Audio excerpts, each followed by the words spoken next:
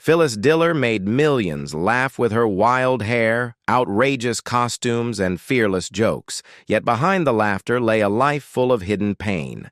She carried heartbreak, loss, and family struggles that no audience ever saw, transforming private grief into public comedy.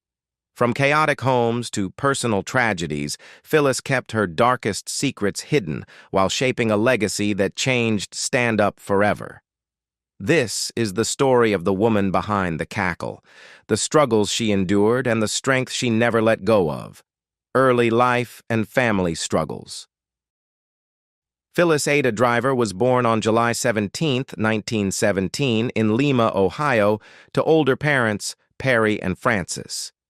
Growing up surrounded by funerals and older adults, she developed a comfort with dark subjects unusual for a child. And this early fascination with mortality would quietly shape the humor she later shared with the world. Though her family was Methodist with German-Irish roots, she rejected religion early, seeking instead refuge in storytelling and music.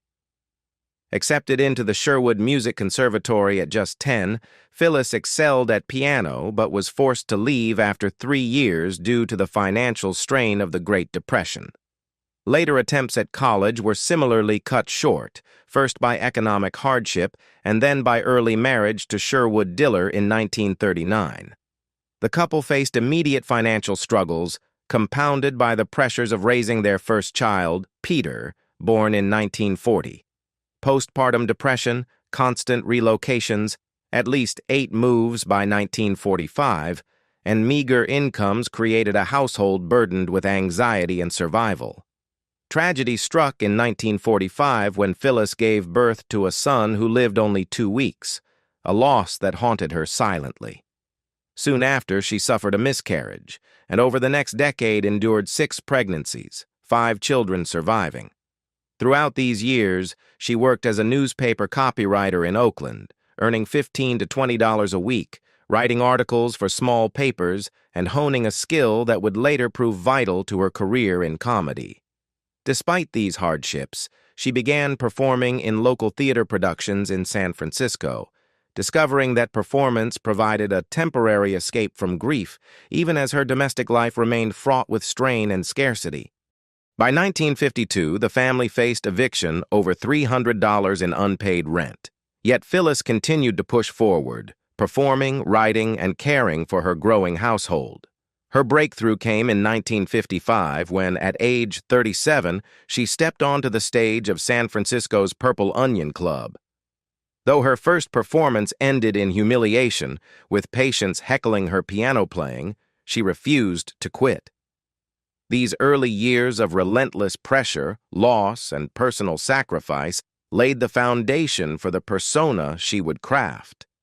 A fearless, chaotic, self-deprecating comedian who could turn personal tragedy into laughter, even when her own heart was breaking behind the scenes. Finally rise to fame and public persona. By March 7, 1955, Phyllis Diller took her first real step into comedy at San Francisco's Purple Onion Club. She was 37 years old, a mother of 5, and a woman who had already carried more grief than most would face in a lifetime. That night, she bombed spectacularly. Patients heckled her piano playing, and the humiliation could have ended her dreams before they began.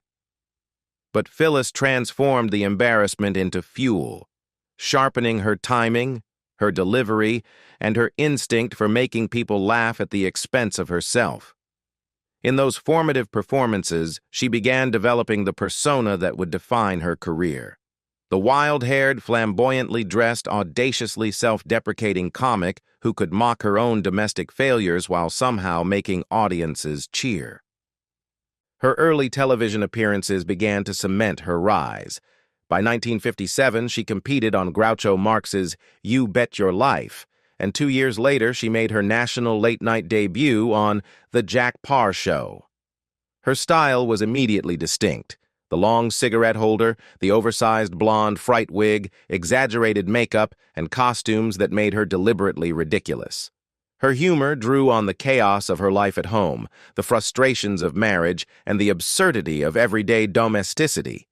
She turned her struggles with a troubled household and financial strain into sharp, relentless jokes that resonated with audiences who recognized the truths she disguised as comedy. Her collaboration with Bob Hope beginning in 1959 proved pivotal.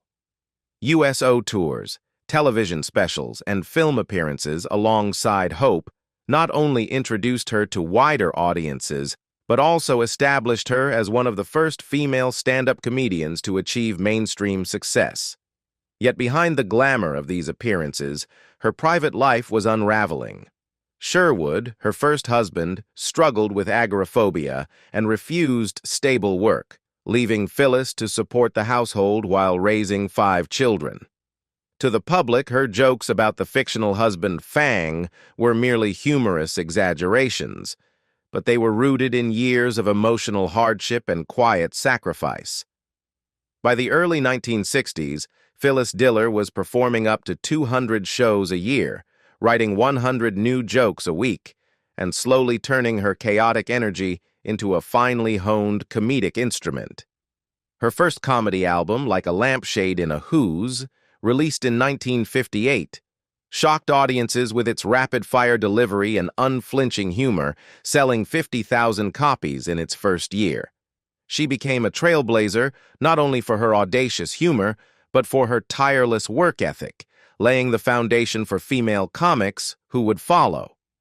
Through it all, her public laughter masked private tears. Yet the persona she created during these years would define her as a legend whose influence stretched far beyond the stage, television stardom, and personal losses. By 1965, Phyllis Diller had become a recognized star in comedy, but her personal life remained fraught with turmoil. Her divorce from Sherwood Diller was finalized on September 3, 1965, ending a marriage that had been strained by financial instability, Sherwood's emotional difficulties, and the relentless pressure of raising 6 children, one of whom had already died in infancy. Just a month later, in October, she married actor Ward Donovan, hoping for a fresh start, but the new marriage quickly collapsed. Donovan's drinking, infidelity, and erratic presence left Phyllis feeling isolated once more. The divorce wasn't finalized until 1975, yet in public she never allowed her struggles to overshadow her comedy.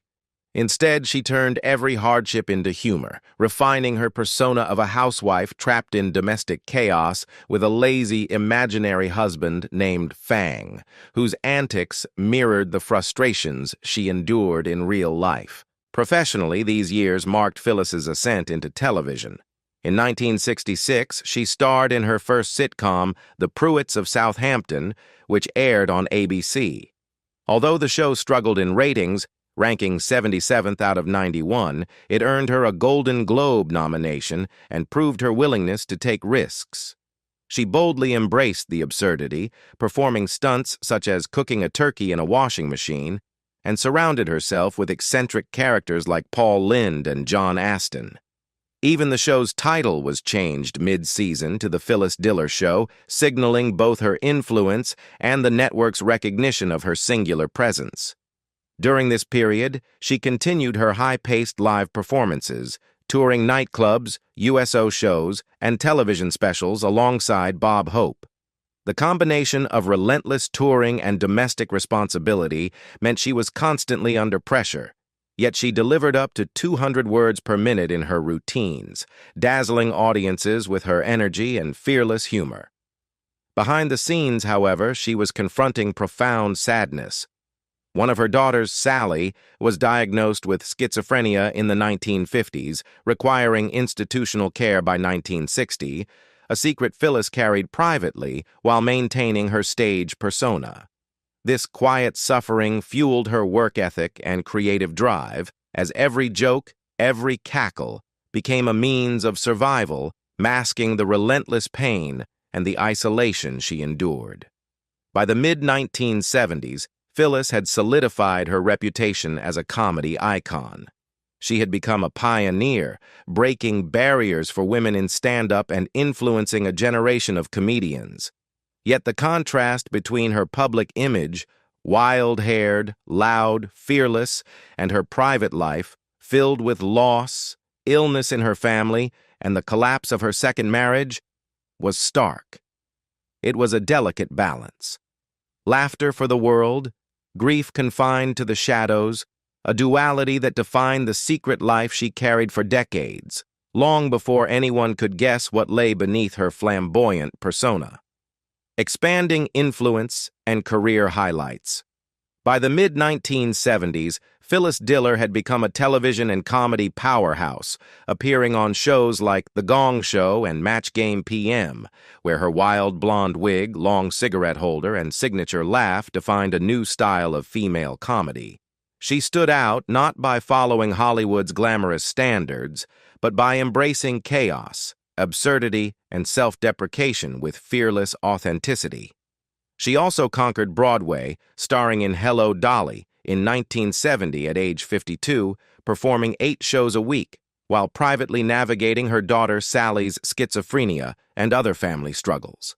Weekly visits ensured Sally's care, a responsibility she kept hidden from the public. Audiences laughed at her exaggerated domestic disasters, unaware of the private grief behind the humor. Her film appearances in The Sunshine Boys and The Great Balloon Race and voice work in animated projects showed her versatility, providing creative outlets that spared her the exhaustion of constant touring. Financially, she had recovered from near bankruptcy through relentless work, performing up to 200 shows a year and writing hundreds of jokes weekly. Behind every laugh was the weight of personal loss, including the death of an infant, her son Peter's later cancer, and ongoing care for Sally. By 1985, Robert Hastings became a stabilizing presence in her life. Though not a husband, he offered quiet support as Phyllis continued performing and creating. This period cemented her legacy as a trailblazer, a woman who commanded stages, screens, and hearts, all while carrying private tragedies that few would ever see. Later career, health struggles, and legacy. By the mid-1980s, Phyllis Diller had become more than a comedian. She was an institution. Her colorful wigs, loud laughter, and fearless humor were instantly recognizable, and she had influenced an entire generation of female comics.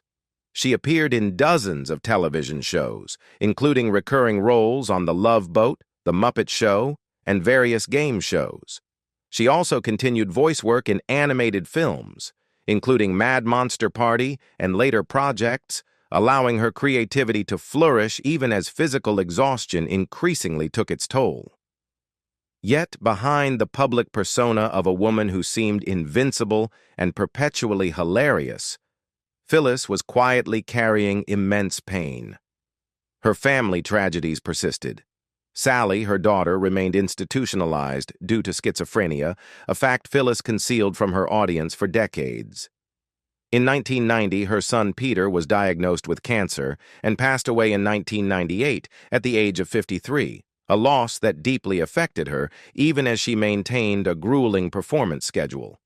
In 1993, Sally died at 49, leaving Phyllis to navigate another profound heartbreak in silence. Despite these personal losses, she refused to stop working, often performing or recording even while recovering from serious health issues. Her heart had stopped in 1997, and by 1999 she required a pacemaker. Yet she continued to engage in creative endeavors, including painting, writing, and voice acting.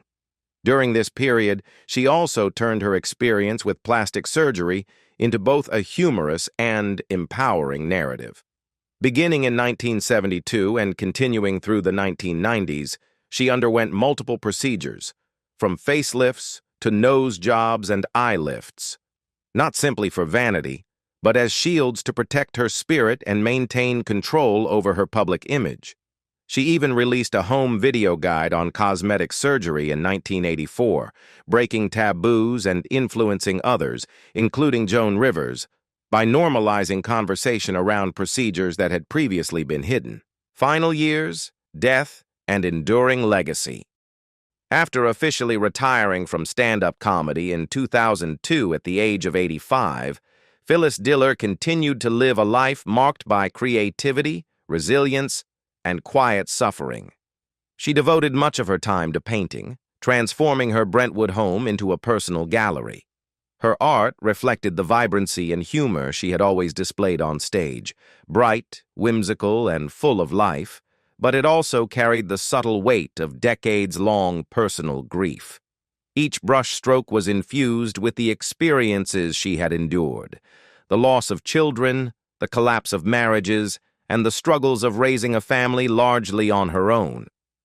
Even in her retirement, she maintained a disciplined routine, a testament to the work ethic that had sustained her career for nearly half a century.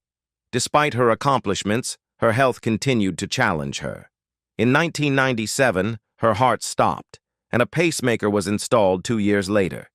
Yet she refused to let these medical crises define her. She continued to perform voice work for shows like Family Guy, ensuring her signature laugh and humor remained part of the cultural conversation. Her public appearances became increasingly rare, but they were always met with admiration and awe. Phyllis's enduring presence reminded the world that a life marked by tragedy and loss could still be transformed into joy, laughter, and inspiration. The losses she endured were immense. By the time she passed, she had outlived 4 of her 6 children: Sally, who died in 1993, Peter, who passed in 1998, Stephanie, who died in 2002, and her first son, who had died in infancy. Yet she carried on with remarkable strength, keeping her grief private while continuing to give the world the laughter that had always defined her public persona. Her youngest son, Perry, survived her and managed her affairs, a bright spot amidst years of sorrow. On August 20th, 2012, Phyllis Diller passed peacefully at her Brentwood home at the age of 95. Her manager later revealed that she had been found with a smile on her face, a quiet affirmation of the life she had lived on her own terms. Tributes poured in from the world of comedy and beyond. Joan Rivers called her the last of a generation that insisted women had to look funny to be funny. Ellen DeGeneres praised her as a pioneer and queen of the one-liners. And Don Rickles emphasized how her partnership with Bob Hope had helped elevate female comedians into the spotlight. Through her laughter, her art, and her enduring spirit, Phyllis Diller left a legacy that transcended tragedy, proving that even in the face of immense personal loss, one could transform suffering into joy and heartbreak into humor. Phyllis Diller taught the world that laughter can hide pain, but it can also heal and inspire. What part of her story resonates with you the most? The resilience, the humor, or the secret battles she carried alone? Comment below and share your thoughts, and don't forget to subscribe for more stories of remarkable lives behind the spotlight.